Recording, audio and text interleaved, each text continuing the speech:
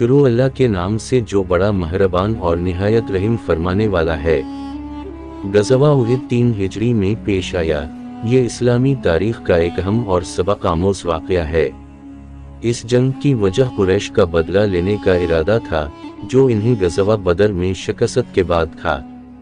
جنگ کے اہم نکات اور تفصیل درج ذیل ہے۔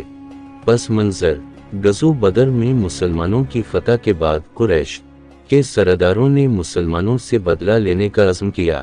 ابو سفیان کی قیادت میں تقریباً 3000 جنگجو مکہ مکرمہ سے روانہ ہوئے۔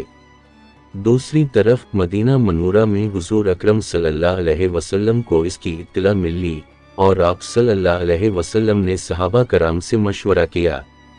آپ صلی اللہ علیہ وسلم کی رائے تھی کہ شہر کے اندر رہ کر دفاع کیا جائے، مگر نوجوان صحابہ کی رائے تھی کہ شہر سے باہر نکل کر جنگ کی جائے۔ آخرکار ان کی رائے کے مطابق مدینہ سے باہر میدان احد میں جنگ کا فیصلہ ہوا۔ جنگ کی ابتدا مسلمانوں کی تعداد 700 تھی اور ان میں 50 تیر اندازوں کا ایک دستہ شامل تھا، جنہیں حضور اکرم صلی اللہ علیہ وسلم نے ایک پہاڑی پر متعین کیا اور حکم دیا کہ کسی صورت اپنی جگہ نہ چھوڑیں، چاہے کچھ بھی ہو۔ جنگ کا آغاز ہوا اور شروع میں مسلمانوں کو کامیابی مل لی۔ قریش کے بہت سے سپاہی میدان چھوڑنے لگے، لیکن اسی دوران مسلمانوں کی صفوں میں غلط فہمی پیدا ہوئی۔ تیر اندازوں کی غلطی: جب مسلمانوں نے دیکھا کہ کفار میدان چھوڑ رہے ہیں اور مال غنیمت اکٹھا ہو رہا ہے، تو تیر اندازوں کے ایک بڑے حصے نے سوچا کہ جنگ ختم ہو چکی ہے۔ انہوں نے پہاڑی چھوڑ دی، حالانکہ حضور صلی اللہ علیہ وسلم نے انہیں وہاں رہنے کا سخت حکم دیا تھا۔ اس موقع کا فائدہ اٹھاتے ہوئے خالد بن ولید، جو اس وقت تک اسلام نہیں لائے تھے، نے اپنے سوار دستے کے ساتھ پہاڑ کے پیچھے سے حملہ کر دیا اور مسلمانوں کی صفیں درہم برہم کر دیں۔ جنگ کا رخ بدلنا: اس اچانک حملے سے مسلمانوں کو شدید نقصان اٹھانا پڑا۔ حضرت حمزہ رضی اللہ عنہ، جو نبی کریم صلی اللہ علیہ وسلم کے چچا اور ایک بہادر جنگجو تھے، اس جنگ میں شہید ہو گئے۔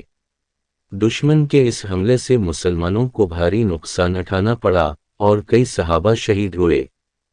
نبی کریم صلی اللہ علیہ وسلم کی جد و جہد: جنگ کے دوران یہ افواہ بھی پھیلی کہ نبی اکرم صلی اللہ علیہ وسلم شہید ہو گئے ہیں، جس سے مسلمانوں کے حوصلے ٹوٹ گئے۔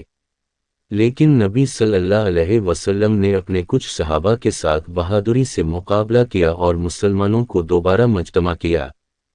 نتائج: غزوہ احد میں مسلمانوں کو جانی نقصان ضرور ہوا، لیکن قریش بھی اپنے مقصد میں ناکام رہے۔ اس جنگ نے مسلمانوں کو یہ سبق دیا کہ اللہ اور اس کے رسول کے احکامات کی پیروی نہ کرنے کا کیا نتیجہ ہو سکتا ہے۔ سبق: اطاعت اللہ کے رسول صلی اللہ علیہ وسلم کی حکم عدولی مسلمانوں کے نقصان کا سبب بنی۔ ثابت قدمی: جنگ میں ثابت قدم رہنا ضروری ہے، چاہے حالات کتنے ہی مشکل کیوں نہ ہوں۔ حکمت عملی: جنگ میں بہتر حکمت عملی اور مستقل مزاجی کی ضرورت ہوتی ہے۔ غزوہ احد مسلمانوں کے لیے ایک یادگار اور سبق آموز واقعہ ہے، جس سے یہ بات واضح ہوتی ہے کہ ایمان اور صبر کے ساتھ اللہ کی مدد ضرور آتی ہے، لیکن اللہ اور اس کے رسول صلی اللہ علیہ وسلم کی اطاعت میں کوئی کمی نہیں ہونی چاہیے۔ اگر آپ کو یہ واقعہ پسند آئی تو براہ کرم ہمارے چینل کو سبسکرائب کریں، ویڈیو کو لائک کریں اور دوسروں کے ساتھ شیئر کریں تاکہ زیادہ سے زیادہ لوگ اس سے فائدہ اٹھا سکیں۔ اگلی ویڈیو تک اللہ حافظ۔